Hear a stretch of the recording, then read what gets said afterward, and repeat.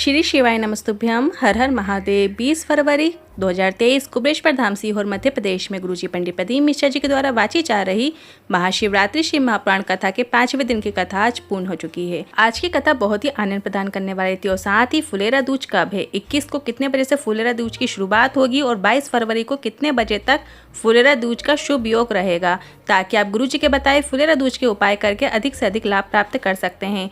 हम वीडियो के अंत में गुरुजी के बताए फुलेरा दूज के 5 उपाय बताने वाले हैं, जो कि हम वीडियो में करके भी दिखाएंगे। उपाय कैसे करना है सब कुछ आपको वीडियो के लास्ट में मिल जाएगा। आज की कथा में गुरुजी ने 17 उपाय पत्र और उपयोगी जानकारी दी है। सभी की जानकारी आपको इस वीडियो के माध्यम से देंगे। अगर आपने आज की कथा नहीं सुनी है तो पूरी कथा का रास्ता तो आपको इस छोटे से वीडियो से प्राप्त हो जाएगा। बढ़ते हैं आज की कथा की पहली जानकारी की ओर। तुम गंगा नहाओ ना नहाओ, तुम तीर्थ जाओ ना जाओ, तुम किसी पवित्र नदी के तट में पहुंचो मत पहुंचो, पर इस चीज को याद रखना, अगर किसी के आंखों में आंसू बह रहे हो तो उसके नज़दीक जरूर पहुंच जाना, वो भी बिना दिखावे के। ऐसा करने का प्रयास अपने जीवन में हमेशा करें और शिव की भक्ति तुम जितनी करते चले जाओगे उतना शिव तुम्हें देता चला जाएगा। ऐसा गुरुजी ने उन लोगों के लिए कहा जो कुछ दिन या 1 महीना या 3 महीना शिव मंदिर जाकर शिव पूजा करके बोलते हैं कि शिव हमारी नहीं सुनता। बढ़ते हैं आज की कथा की दूसरी जानकारी की ओर। जिस रोग को दवाई से ठीक किया जा सकता है तो उसे डॉक्टर दवाई से ठीक करने का प्रयास करते हैं, और जो रोग दवाई से ठीक नहीं होता है तो डॉक्टर बोल देता है इसका ऑपरेशन करना पड़ेगा। दवाई खाने में दिक्कत नहीं है पर ऑपरेशन में दिक्कत और कष्ट होता है। उसी प्रकार गरुड़ पुराण और शिव महापुराण की कथा कहती है 84 लाख योनियों में जो तुम करके आए हो उसे काटने के लिए मानव की देह दवाई रूप में मिली है, जिसको सदुपयोग करके आप अपने पिछले पापों को काटकर परमात्मा की प्राप्ति कर सकते हैं। बढ़ते हैं आज की कथा की तीसरी जानकारी की ओर। राम प्रकाश कौशिक जी पत्र लेकर आए। मेरा नाती बार बार गलती की क्षमा मांगने के लिए देवादेव महादेव से प्रार्थना करने के लिए शिव मंदिर जाता है, और मैं भी सुबह घूमने जाता हूँ तो रास्ते में पड़ रहे मंदिर के सामने खड़े होकर बाबा से विनती करता हूँ कि एक गलती जो मेरे नाती ने करी उस गलती के लिए महादेव उसे क्षमा करना। इसलिए ही आज मैं कुबेश्वर धाम भी आया हूँ ताकि बाबा उसे माफ कर दें। बढ़ते हैं आज की कथा की चौथी जानकारी की ओर। गुरुजी ने यहाँ पर जितने भी लोग आए हैं और जिनके पास पैसे नहीं हैं या जिनका सामान चोरी हो गया, पैसा चोरी हो गया, तो घबराना मत। आप अपने पिता के घर आए हो, महादेव के घर आए हो। बाबा की कृपा से आपको कपड़े, कंबल और टिकट कटाकर आपके घर तक भेजने की जिम्मेदारी भी हमारी है, बाबा की है। और चाहे 5,000, 10,000, 20,000, 30,000 लोग भी क्यों ना हो, सबको घर छोड़ने की व्यवस्था कुबेर भंडारी कर देगा, चिंता मत करना। तुम अपने पिता के घर हो और जो बहनें हैं वो अपने मायके में है, ये समझना। बढ़ते हैं आज की कथा की 5वीं जानकारी की ओर। गुरुजी ने कहा जीवन में लगे कोई रास्ता नहीं है, कुछ समझ नहीं आ रहा हो क्या करें क्या ना करें, तो आपको बस कहीं पर भी जहाँ हो वहीं से श्री शिवाय नमस्तुभ्यम मंत्र का जाप करें, या पंचाक्षर मंत्र नमः शिवाय या षडाक्षर मंत्र ओम नमः शिवाय मंत्र का जाप करें। बढ़ते हैं आज की कथा की 6वीं जानकारी की ओर। प्रीति श्रीवास्तव दिल्ली से पत्र लेकर आई। शादी के 12 साल हो गए थे, सभी डॉक्टरों को दिखाया पर संतान सुख नहीं था। IVF भी कराया पर कुछ फायदा नहीं हुआ, सब अपशब्द भी कहते थे। पर किसी ने कहा टीवी में कथा आती है, कथा सुनो लाभ मिलेगा, पर हमें बिल्कुल भी विश्वास नहीं था। फिर भी हमने एक बार देखने के लिए टीवी में देखा। कथा में आपने तुमरुका जी का वर्णन करते हुए सफेद आंकड़े की जड़ का उपाय और शिवलिंग पर जल चढ़ाने का महत्व बताया, तो हमने पति से कहा कि इसमें कुछ गलत नहीं है, जल ही तो चढ़ाना है। हम दोनों शिव मंदिर जाकर जल चढ़ाते, जल का आचमन करते और सफेद आंकड़े की जड़ का उपाय भी किया और हमें संतान की प्राप्ति हुई है। उसी का आभार व्यक्त करने कथा पंडाल में आई हूँ। बढ़ते हैं आज की कथा की 7वीं जानकारी की ओर। अर्चना जी पत्र लेकर आई। मेरी पूरी जिंदगी कुबेश्वर बाबा ने बदल दी। मेरी शादी के 6 वर्ष हो गए थे और डॉक्टर ने कह दिया था आपको प्रॉब्लम है, संतान सुख नहीं होगा। IVF का सहारा भी लिया पर उसमें भी हमें संतान सुख नहीं मिला।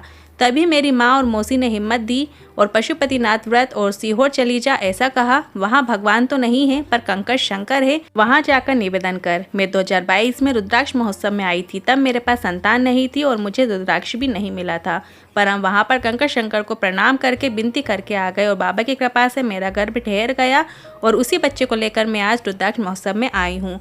बढ़ते हैं आज की कथा की 8वीं जानकारी की ओर। संध्या जी पत्र लेकर आई। हमारी मौसी को पता चला कि उनकी आहार नली में कैंसर है। उनका इलाज शुरू हुआ और हमने उनके लिए पशुपतिनाथ व्रत किया। उन्होंने दवाई ले ली और आपके बताए अनुसार कुंदकेश्वर महादेव का नाम लेते हुए उस दवाई को औषधि रूप में खाना प्रारंभ किया। रोज मंदिर जाती, जल चढ़ाती और बेलपत्र चढ़ाती और जल और बेलपत्र का आचमन करती और कुछ दिन बाद जांच कराई तो डॉक्टर भी हैरान थे कि इतनी जल्दी रिपोर्ट नॉर्मल कैसे आ गई। उसी का आभार व्यक्त करने कथा पांडाल में आई हूँ। बढ़ते हैं आज की कथा की 9वीं जानकारी की ओर। ज्ञान माला जी पत्र लेकर आई। मेरी पोती जो 5 वर्ष की हो गई है और उसे जन्म से ही गले में गठान थी। कई डॉक्टर को दिखाया पर कोई आराम नहीं हुआ। कई ने बड़ी बीमारी भी बता दी और कुछ ने ऑपरेशन का भी बोल दिया और ये भी कहा कि रिस्क है, फिर से भी हो सकती है।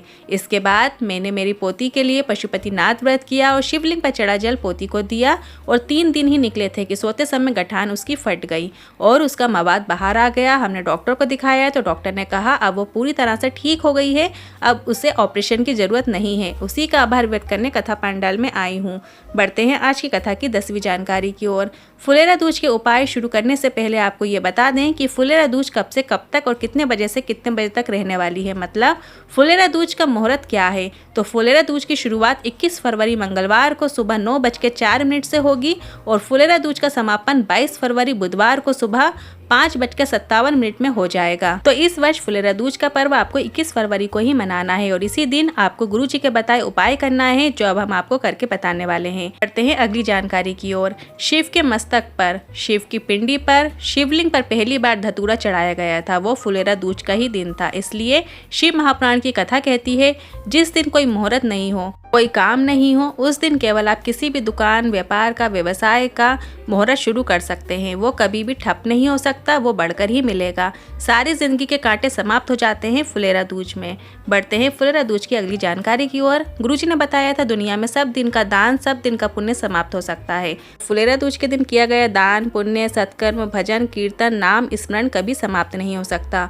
बढ़ते हैं फुलेरा दूज के अगले उपाय की तरफ। जिसको बहुत बड़ी बीमारी हो गई है, जिसको डॉक्टर ने ऑपरेशन की बोल दी हो, गांठ हो गई हो शरीर में या बहुत बड़ी बीमारी कहीं हो गई हो, तो आपको 21 फरवरी फुलेरा दूज के दिन आपको शंकर भगवान के शिवलिंग पर एक धतूरा अर्पित करना है और 5 बेलपत्र नंदीश्वर भगवान पर, मतलब नंदी पर अर्पित करना है। अब यहाँ पर आपको कुछ बातों का ध्यान रखना है। जैसा आप शिवलिंग पर बेलपत्र उल्टी अर्पित करते हैं, वैसे ही नंदी भगवान पर बेलपत्र अर्पित करेंगे। वहाँ पर आपको सीधी बेलपत्र अर्पित करनी है और बेलपत्र की बीज वाली पत्ती शिवलिंग की ओर हो, इस बात का भी आपको ध्यान रखना है, जैसा कि आप वीडियो में देखकर समझ सकते हैं। इस प्रकार से ये उपाय करें। गुरुजी ने बताया बाबा की कृपा होगी, वो उस बीमारी से आगे नहीं बढ़ने देंगे, जीवन में परेशानी नहीं होगी। पर ये उपाय सिर्फ और सिर्फ आपको फुलेरा दूज के दिन करना है, अन्य किसी भी दिन नहीं। बढ़ते हैं फुलेरा दूज के अगले उपाय की तरफ। अगर शादी नहीं हो रही हो, अच्छे रिश्ते नहीं आ रहे हो, उम्र बढ़ती ही चली जा रही हो, तो शीघ्र विवाह के लिए करें फुलेरा दूज में ये विशेष उपाय। आपको इस उपाय को करने के लिए 5 बेलपत्र चाहिए होगी, 1 धतूरा और 5 शमी पत्र। आप अपने हाथ की हथेली में रखें और अपना नाम और गोत्र बोलकर श्री शिवाय नमस्तुभ्यं मंत्र का स्मरण करते हुए अशोक सुंदरी माता के स्थान पर आपको अर्पित करना है। बेलपत्र आपको उल्टी अर्पित करना है, जैसा कि आप वीडियो में देख सकते हैं। वर्ष में केवल एक ही दिन ऐसा होता है जब माता अशोक सुंदरी के स्थान पर धतूरा अर्पित किया जाता है, अन्य किसी भी दिन माता अशोक सुंदरी के स्थान पर धतूरा अर्पित नहीं किया जाता है। पढ़ते हैं फुलेरा दूज के अगले उपाय की तरफ। यदि आपको चर्म रोग हो गया है, त्वचा रोग हो गया है, दांत खाद खुजली हो गई है, फुंसी हो गई है या किसी भी प्रकार का त्वचा पर कोई रोग हो गया है, तो आपको फुलेरा दूज के दिन क्या करना है, एक कलश में जल भर लेना है और उस जल भरे कलश में आपको एक धतूरा डाल देना है। एक धतूरा डाल देने के बाद आपको थोड़ा सा चंदन जो भी आपके पास हो वो आपको उस जल कलश में डाल देना है और इसके बाद जो धतूरा है वो आपको शंकर भगवान के शिवलिंग पर अर्पित कर देना है और जो कलश का जल है वो आपको शंकर भगवान के शिवलिंग पर श्री शिवाय नमस्तुभ्यं मंत्र का स्मरण करते हुए अर्पित कर देना है। इसके बाद थोड़ा सा जल कलश में झेल लें और उस जल को अपनी परेशानी में लगा लें, मतलब जहाँ भी आपको त्वचा रोग है, चर्म रोग है, उस शरीर की उस जगह पर लगा लीजिए। इस उपाय को करने से आपको लाभ 3 महीने के अंदर देखने को मिलेगा। अब बढ़ते हैं फुलेरा दूज के अगले चौथे उपाय की तरफ। यदि आपके जीवन में बहुत ज़्यादा दुख है, तकलीफ है, कष्ट है, तो प्रयास करना एक धतूरा फुलेरा दूज के दिन ज़रूर अर्पित करना। इसके बाद एक कलश जल शिवलिंग के ऊपर अर्पित कर देना। बस आपको इतना ही करना है। धतूरे का जल आपको जल कलश में नहीं झेलना है, इस बात का भी आपको ध्यान रखना है। अब बढ़ते हैं फुलेरा दूज के दिन किया जाने वाले अगले उपाय की तरफ। ये कर्जा मुक्ति उपाय है, लक्ष्मी वृद्धि उपाय है। इस उपाय को करने के लिए आपको बेलपत्री के वृक्ष के नीचे, जैसा कि आप वीडियो में देख सकते हैं, वहाँ पे पार्थिव शिवलिंग का निर्माण करना है। वहीं की मिट्टी से छोटा सा एक आपको पार्थिव शिवलिंग बना लेना है। इसके बाद धतूरे को हल्दी के जल में भिगोकर वो धतूरा उस पार्थिव शिवलिंग के ऊपर समर्पित कर देना है और फिर उसी हल्दी की एक बिंदी आपको अपने सफेद रुमाल के अंदर रखना है, लगा लेना है और व्यापार व्यवसाय वाली जगह पर आपको वो रुमाल रख देना है। कैसा भी कर्जा होगा वो जरूर चुकेगा और लक्ष्मी वृद्धि होगी। फुलेरा दूज का अगला लास्ट उपाय है, आखिरी उपाय है। फुलेरा दूज के दिन दमा, स्वास्थ्य से परेशान लोगों के लिए और मिर्गी की समस्या होने पर करने वाला एक विशेष उपाय है, वो जान लीजिए।